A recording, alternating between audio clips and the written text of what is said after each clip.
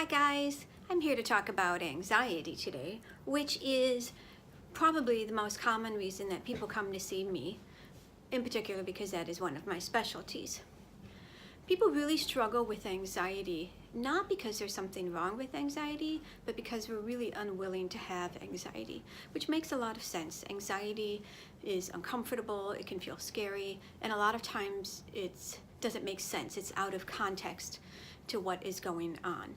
If we're standing in front of a group of people doing a speech, anxiety makes sense. If we're waiting in line for a roller coaster, anxiety makes sense. But if we're just sitting in our own home, minding our own business, and anxiety shows up, it doesn't make sense, and that can be even more confusing.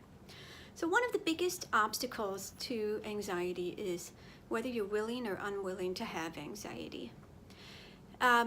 Anxiety, well, this is true of all thoughts and feelings. If you are unwilling to have them, you are more likely to have them.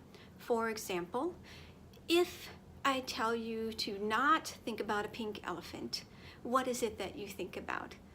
A pink elephant. Maybe you think about a purple elephant, but in order to do that, you had to think about a pink elephant first.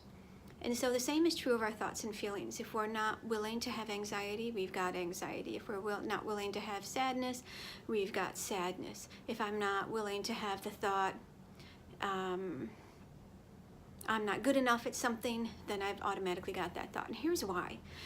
When we're not willing to have a thought or feeling or physical sensation or a memory, then our mind goes into scanning mode and it starts scanning our brain and our body for signs that that thought and feeling are there.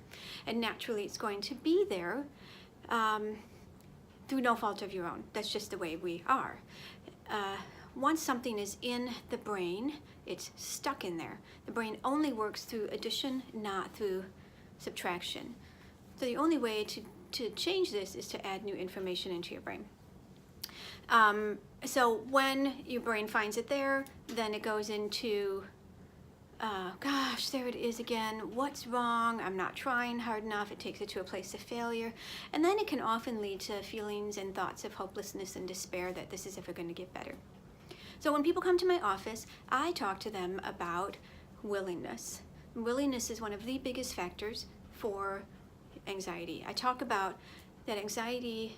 The goal here is not to get rid of your anxiety, but it's to change your relationship with your anxiety. And one of the ways to do that is willingness. And willingness is really just, can you give yourself the briefest permission, the briefest space to have those thoughts and those feelings? And that's really what it is. So join me later this week. I'll be posting another video on the struggle switch, which is really about an exercise specifically for willingness. So I hope to see you later. Have a good week. Bye.